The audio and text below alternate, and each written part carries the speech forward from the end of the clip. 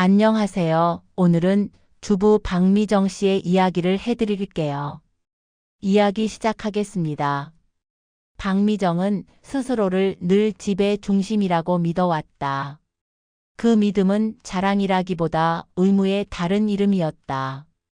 새벽 5시 밥솥에 첫 김이 오를 때부터 그녀의 하루는 시작됐다. 아이들 도시락을 채우고 남편의 넥타이를 고르고 거실 카펫에 작은 먼지까지 떼어내던 습관은 사계절처럼 당연했다. 그 사이 주방 창틀에는 허브가 마르고 싱크대 아래엔 그녀의 오래된 수채화 도구가 있었다. 뚜껑이 굳은 물감처럼 그녀의 이름도 굳어 있었다. 엄마, 아내. 그 두 단어는 따뜻했지만 오래 붙이고 있으면 가려움처럼 스며드는 불편함이 있었다. 아이들이 독립하고 집에 적막이 찾아오자 남편의 말은 더 분명한 그림자를 만들었다. 당신은 이제 할 일도 없잖아. 여행이나 다녀와. 겉으로는 권유였지만 끝에 매달린 뉘앙스는 집과 나, 그리고 당신의 존재는 그대로여야 한다는 명령과 닮아 있었다. 그녀는 웃으며 고개를 끄덕였으나 밤이 되자 오래전에 접어둔 노트를 펼쳤다. 노트 첫 장엔 불쑥한 글씨로 남해가 적혀 있었다. 젊은 날 수채화 여행을 꿈꾸며 적어둔 지명. 파란 물빛과 느린 바람의 소문이 적혀 있는 단어였다. 오래된 책상 서랍에서 낡은 통장이 나왔다. 매번 장을 볼 때 거슬러 받은 잔돈을 모아두던 작은 주머니 같은 돈. 숫자는 놀랍게도 묵직했다. 그녀가 보이지 않는 곳에서 자신을 위해 모아온 시간의 잔액들이었다. 부엌 탁자에 앉아 그녀는 계산기를 두드렸다. 남해의 월세, 한 달 생활비, 기차표, 작은 그릇 몇 벌과 주방기기. 계산서 끝에는 조심스레 내 이름으로 된 삶이라고 적혔다. 손이 떨렸지만 떨림은 두려움만이 아니라 설렘과도 닮아 있었다. 떠나는 날 아침 남편은 신문을 넘기다 말고 물었다. 그럼 언제 돌아와? 돌아옴을 전제로 한 질문, 그녀의 평생을 묶어둔 매듭 같은 말이었다. 미정은 잠깐 창밖을 보았다. 학창시절부터 그녀가 사랑하던 새벽의 빛, 식탁 위로 가만히 내려앉는 먼지, 유년의 냄새가 섞인 오래된 가구들. 그리고 천천히 대답했다. 돌아오는 날짜는 아직 몰라요. 다만 이번엔 제대로 가보려고요. 남편의 이마가 불편한 주름을 만들었다. 쓸데없이 고생하지 말고. 그는 끝을 흐렸다. 쓸데없는 건 무엇이고 고생은 누가 정하는가. 그녀는 질문을 삼킨 채 현관문을 닫았다. 기차는 남으로 내려갔다. 차창 너머로 도시의 회색이 작아지고 들판에 녹이 전개되고 바다가 점점 가까워졌다. 미정은 차창에 비친 자신의 얼굴을 바라보았다. 주름은 깊어졌지만 눈빛은 이상하게도 가벼웠다. 그날 그녀는 처음으로 자신의 짐가방이 가볍다고 느꼈다. 가져온 것은 많지 않았다. 몇 벌의 옷과 손때 묻은 노트, 오래된 조리도구, 그리고 비밀처럼 감춰둔 작은 꿈 하나. 남해역에 내려 바람을 맞는 순간 그녀는 알았다. 떠나는 법은 어렵지만 떠난 사람만이 배우는 문장들이 있다는 것을. 남해의 작은 마을 골목 끝 대문은 삐걱이며 열렸다. 부동산에서 소개받은 단층집. 마당에는 자갈이 깔려 있고 구석엔 오래 쓰지 않은 벤치 하나가 비스듬히 놓여 있었다. 부엌엔 낡은 가스레인지가 숨을 고르듯 서 있었다. 그녀는 창문을 활짝 열어 바다 냄새를 집 안으로 들였다. 짭조름하고 탁한 그러나 금세 혀끝에 단맛을 남기는 공기. 바다는 이렇게도 복합적이었다. 그녀의 삶처럼 단맛과 짠맛의 간격을 조절하라는 듯. 첫날 밤 그녀는 낯선 침대에 누워 천장을 바라봤다. 달빛이 커튼 틈으로 스며들며 방안을 도면처럼 그렸다. 방의 사각형, 탁자의 원, 그녀의 호흡이 만든 미세한 진폭. 누구의 코골이도 알람 소리도 누군가의 요구도 없는 밤. 그 침묵이 그녀에게 말을 걸었다. 이제 내가 내 시간을 정하라. 박미정은 그 말에 천천히 고개를 끄덕였다. 오래 참아온 사람은 떠나는 법을 더디게 배우지만 떠나온 자리에 채울 문장을 더 오래 고른다. 그녀는 눈을 감으며 속삭였다. 내일은 장을 보고 주방을 닦고 글을 쓰자. 나를 위한 첫 레시피, 나를 위한 첫 문장. 아침이 오자 바다는 약속을 지킨 듯 은비지었다. 그녀는 재킷을 걸치고 바닷가 시장으로 걸었다. 생선의 눈동자가 투명했고 상인들의 인사는 뜨거웠다. 아지매 어디서 오셨어? 서울에서요. 당분간 여기 살려고요. 잘 왔어. 여그 물이 사람 살게 하니냐. 그 말은 축복 같았다. 그녀는 멸치 한 줌, 제철 채소, 갓 구운 빵 몇 개, 그리고 노을빛을 닮은 귤을 샀다. 집으로 돌아와 부엌에 서자 마음이 방금 세탁해 나온 수건처럼 개운해졌다. 팬을 달구고 기름을 조금 두르고 마늘을 쓰다듬듯 다졌다. 첫 요리는 누군가를 위한 것이 아니었다. 세상에 내어줄 맛을 배우기 전에 자기 자신에게 건네는 맛. 그렇게 그녀의 첫 아침이 지어졌다. 밥 한 숟가락, 바다를 닮은 국 한 모금, 귤 한 조각. 그리고 조용히 천천히 한 장의 메모. 오늘 나는 나를 먹였다. 2부. 바다의 불을 배워가며 제 이름으로 밥을 짓다. 두 번째 주 그녀는 부엌과 글상을 동시에 열었다. 오전에는 시장에서 장을 보고 오후엔 레시피를 기록했고 저녁이면 작은 글을 썼다. 제목은 늘 간단했다. 마늘을 다지며 생각한 것, 멸치의 뼈를 발라내며 떠올린 사람들, 끓기 직전의 물에 대하여. 글은 요리의 동생처럼 조용히 따라붙었다. 삶의 온도를 재는 듯 간을 보다가 어느 순간 문장이 끓는 소리를 내기 시작했다. 국물의 미세한 흔들림처럼 마음도 위로 끓고 아래로 고요했다. 동네 어르신들은 차츰 그녀의 마당으로 발걸음을 옮겼다. 할머니 한 분은 매일 오후 문턱에 앉아 햇볕을 쬐다 갔다. 이름은 정월. 음력설에 태어나 그런 이름을 얻었다고 했다. 정월은 어느 날 미정의 된장국을 맛보고 말했다. 아침에 된장 볶았소? 향이 단단하이 좋다. 그 말에 그녀는 웃었다. 젊을 때 한식책에서 본 방식, 볶아 깊이를 만드는 된장. 누구에게도 인정받지 못한 그녀의 손길이 처음 이름을 얻었다. 단단한 향. 어쩌면 그녀에게 징표가 필요했던 건지도 모른다. 가족의 저녁 식탁에서 솜처럼 스쳐 지나가던 그 손길에 서서히 문장이 붙었다. 단단한 향, 단정한 칼질, 단아한 불. 그녀는 일주일에 한 번 밥상 나눔을 열었다. 참가자는 동네 사람 5, 자리가 부족하면 마당 끝 벤치에 접시를 얹었다. 메뉴는 늘 저렴한 재료로 만들었고 함께 먹는 법을 가르쳤다. 무는 얇게 썰면 쉽게 무른답니다.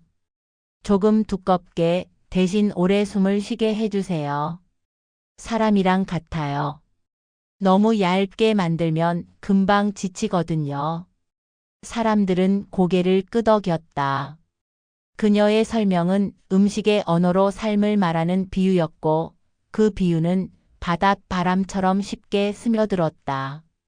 밥상 나눔이 널리 알려지자 그 옆에 글 모임이 붙었다. 허름한 상에 노트를 펴고 각자 오늘의 맛을 한 줄씩 적었다.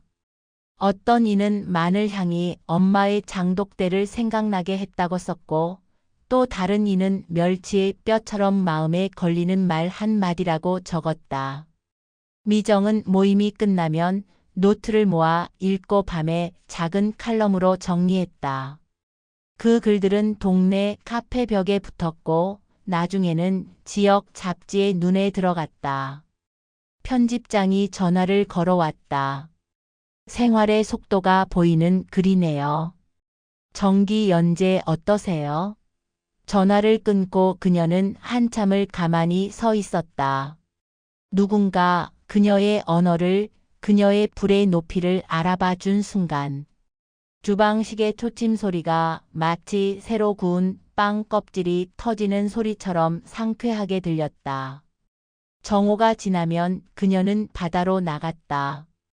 바다는 매일 달랐다.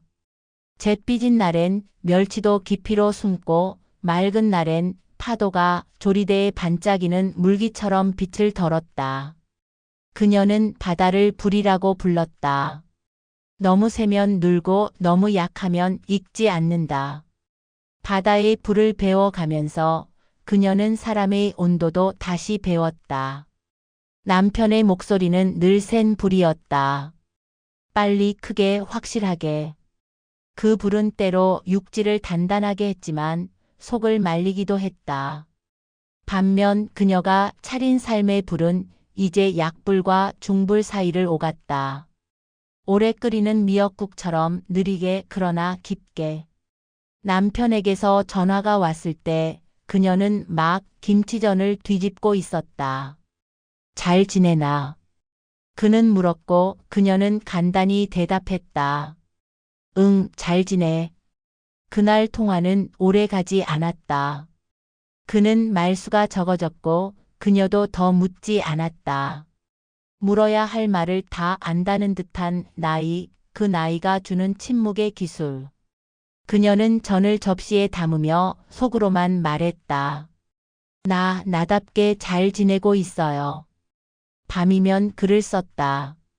예전엔 누군가의 요구 리스트를 빼곡히 적던 수첩에 이제는 그녀의 비밀 레시피와 기억의 편린이 빼곡했다.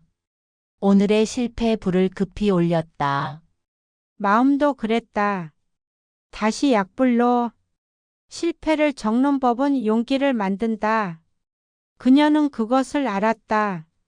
아이들에게 늘 해주던 말이기도 했다. 넘어지는 걸 배워야 일어나는 법이 쉬워진다. 그 말의 주어가 마침내 나가 되었을 뿐이었다. 3부. 뒤늦은 편지들, 천천히 변하는 사람들. 지역 잡지에 실린 그녀의 칼럼은 예상보다 멀리 갔다. 바닷가 카페 주인이 복사해 붙였고 마을회관 게시판에 누군가 다른 글과 함께 클립으로 고정해 두었다. 도시에서 내려온 여행자들이 사진을 찍어 SNS에 올렸다. 남해의 느린 불을 배웠다. 해시태그 뒤에 붙은 문장들이 그녀의 이름을 조용히 불렀다.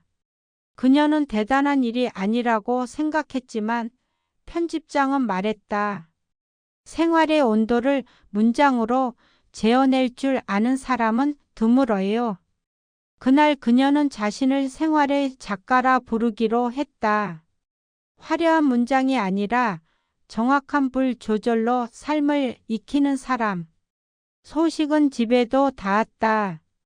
딸 가영이 먼저 전화를 걸었다.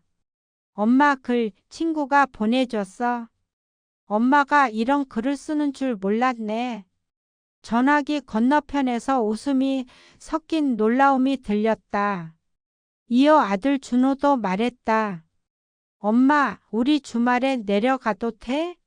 그녀는 마당을 바라보다 고개를 끄덕였다. 와. 접시는 내가 맞출게. 아이들이 왔던 주말, 집은 오래전 어린 시절의 현관처럼 북적였다.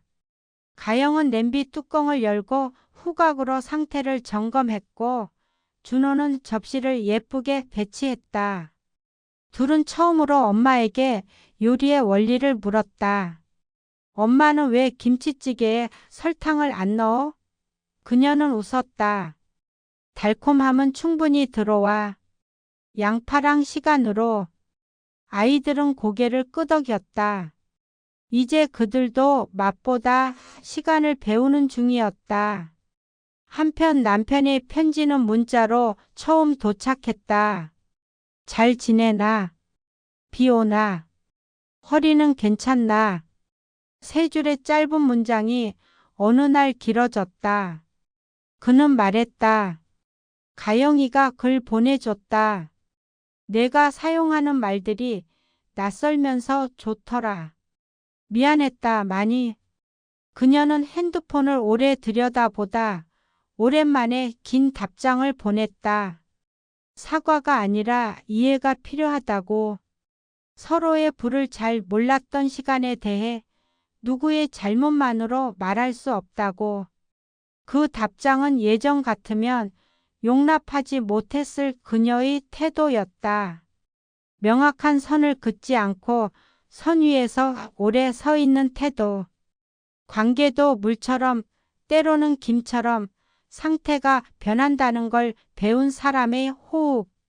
남편은 다음 편지에서 자신의 식탁을 고백했다.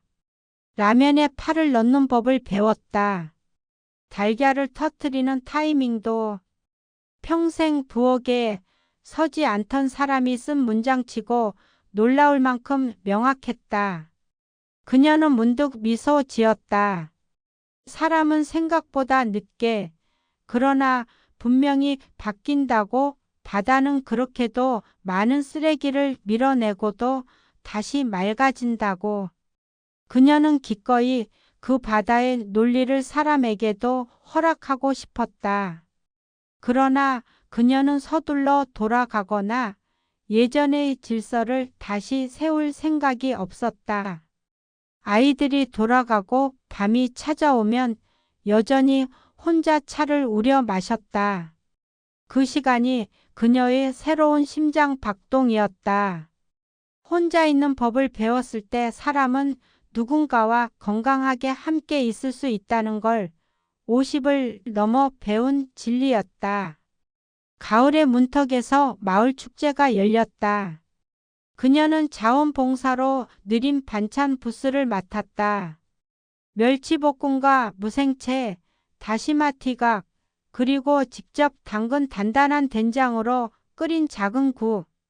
사람들은 엄마 손맛이라고 불렸지만 그녀는 속으로 고쳤다. 내 손맛. 그 말에는 자랑보다 자격의 감정이 있었다. 평생 주어진 역할의 이름으로 호출되던 손이 자기 이름을 가진 손이 되는 첫 순간이었다. 축제날 저녁 부스 정리를 할 때 남편이 조심스레 찾아왔다. 양복 대신 카디건, 지폐 대신 봉투가 아니라 꽃, 장미도 백합도 아닌 이름 모를 들꽃 한 다발. 그는 어색하게 웃었다. 시장 아주머니가 고르라 해서. 그녀는 꽃을 받아 들고 잠시 고개를 끄덕였다. 고마워요. 남편은 부끄러운 학생처럼 서 있었다. 그는 먼저 말하지 않았다. 그녀가 먼저 묻지도 않았다. 둘 사이에 흐르는 침묵은 예전의 견고한 장벽과 달랐다. 교차로에서 신호를 기다리는 사람들처럼 잠깐 멈추어 서로의 방향을 확인하는 멈춤. 그날 밤 그녀는 노트에 적었다. 우리는 아마도 오래된 부부가 아니라 처음 만나는 사람처럼 다시 서 있다. 설렘과 경계, 기대와 경고가 섞인 문장. 그녀는 자신에게 다짐했다. 관계를 새로 짓더라도 부엌에 불을 내 삶의 불로 바꾸려던 약속을 잊지 않겠다고. 누구의 배고픔 때문이 아니라 나의 허기를 먼저 알아차리는 사람으로 남겠다고. 4부. 내 이름으로 사는 법. 같이 걸어도 각자의 발로. 겨울이 시작되자 바다는 회색 양털을 두른 듯 잔잔했고 그녀의 글도 두께를 얻었다. 편집장은 제안했다. 단행본으로 묵자고들 해요. 표지의 가재로 단단한 향이 올라왔다. 그녀는 웃었다. 정월 할머니가 처음 그녀의 국에서 불러준 이름. 사람과 사람이 서로에게 남겨주는 첫 호명은 의외의 순간 명예가 된다. 책이 묶이는 동안 부엌은 더 단정해졌다. 소금과 설탕의 병에 라벨을 붙였고 칼은 손에 맞게 갈았다. 그녀는 설거지를 마칠 때마다 수도꼭지를 닦았다. 작은 빛이 주방에 남는 법을 알게 되었기 때문이다. 그 빛 속에서 그녀는 몇 번이고 자리표를 바꾸었다. 집의 중심이면서 자기 중심으로. 두 개의 원은 겹치기도 하고 멀어지기도 했다. 그럴수록 그녀는 둘 사이의 거리를 재는 법을 익혔다. 멀어지면 그리움의 국을 끓이고 너무 가까워 목이 막히면 창문을 열어 환기를 했다. 남편은 한 달에 한 번 내려왔다. 예전처럼 당연하게 들어오지 않고 현관에서 먼저 문을 두드렸다. 들어가도 되겠나? 물어보는 사람은 기다릴 줄 아는 사람이었다. 그는 묻고 그녀는 초대했다. 식탁에 앉은 그는 가끔 요리를 해왔다. 서툰 계량, 엇박의 간. 그녀는 굳이 맞추지 않았다. 조금 싱거워요. 다음엔 간장을 반 숟갈만 더. 고쳐 말하는 대신 다음을 약속하는 문장. 그 사이에 둘의 말투가 익어갔다. 비난은 줄고 제안이 늘었다. 설명은 줄고 경청이 늘었다. 둘은 서로의 불을 보며 시간을 맞추었다. 삶이란 결국 공동조리의 기술이어서 함께 익히거나 태우지 않게 동시에 젓는 일이라는 걸 뒤늦게 배웠다. 아이들은 연말에 남해로 내려와 작은 잔치를 열자고 했다. 그녀는 조건을 걸었다. 이번엔 내가 손님일래? 너희가 만들고 아빠가 설거지. 모두가 웃었다.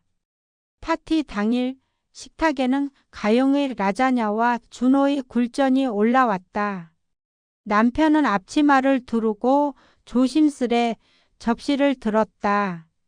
그녀는 소파에 앉아 아이들이 들려주는 도시의 이야기, 자신의 책 이야기, 할머니들의 근황을 들었다.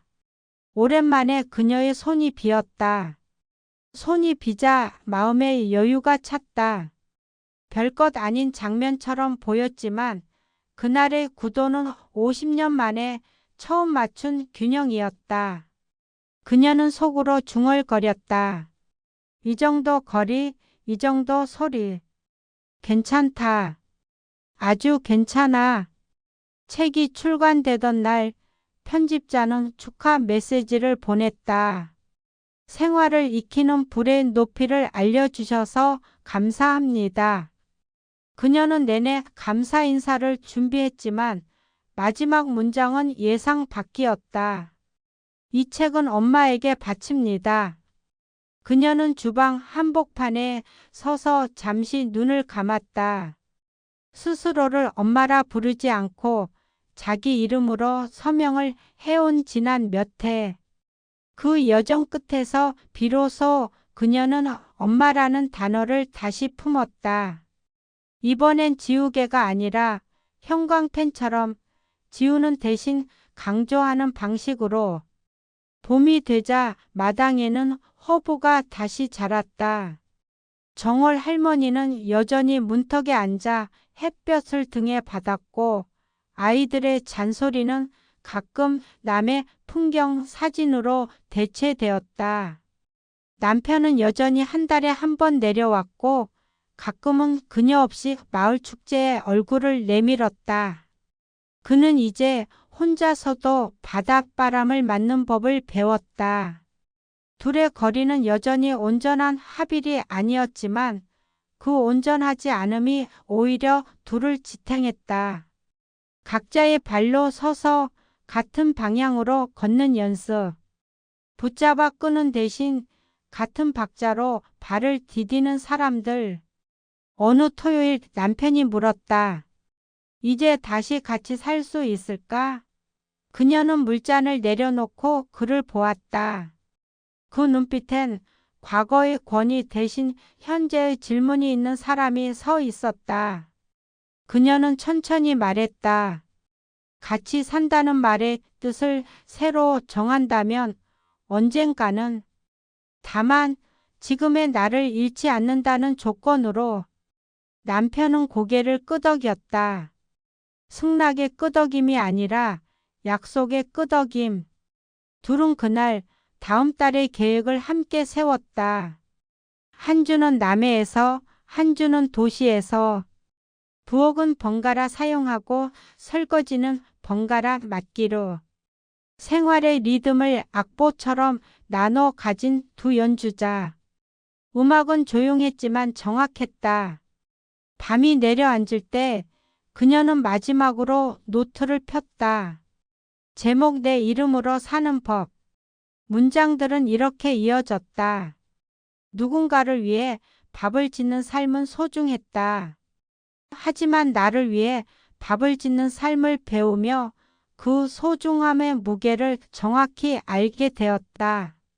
나는 이제 누군가의 엄마이면서 누군가의 아내이면서 무엇보다 나 자신이다. 같이 걸을 수 있지만 각자의 발로 걷는다. 천천히 오래 깊게. 펜 끝에서 잔향이 났다. 단단한 향, 그 말이 다시 부엌을 채웠다. 창문을 열자 봄밤의 소리가 들어왔다. 그 소리에는 파도와 바람, 마당의 허브와 이웃들의 낮은 웃음이 섞여 있었다. 그녀는 불을 끄고 한 번 더 부엌을 돌아보았다. 수도꼭지는 닦여 빛났고 칼은 제자리에 있었고 소금은 소금병에, 설탕은 설탕병에 있었다. 질서란 누군가를 강요해 억지로 맞추는 것이 아니라 각자의 자리를 찾아주는 일임을 그녀는 알고 있었다. 그리고 그 질서의 첫 번째 자리는 오래 미뤄둔 자기 자신의 자리였다. 문을 닫으며 그녀는 속삭였다. 오늘도 잘 먹었고 잘 들었고 잘 썼다. 내일은 내일의 불로 또 삶을 익히자. 바다는 밤에도 숨을 쉬었다. 그 숨과 그녀의 숨이 겹쳤다. 멀리서 기차 소리가 아주 작게 들려왔다. 떠나는 법을 배운 사람은 머무르는 법도 배운다. 박미정은 미소 지었다. 내 이름으로 사는 법, 이제 시작이다.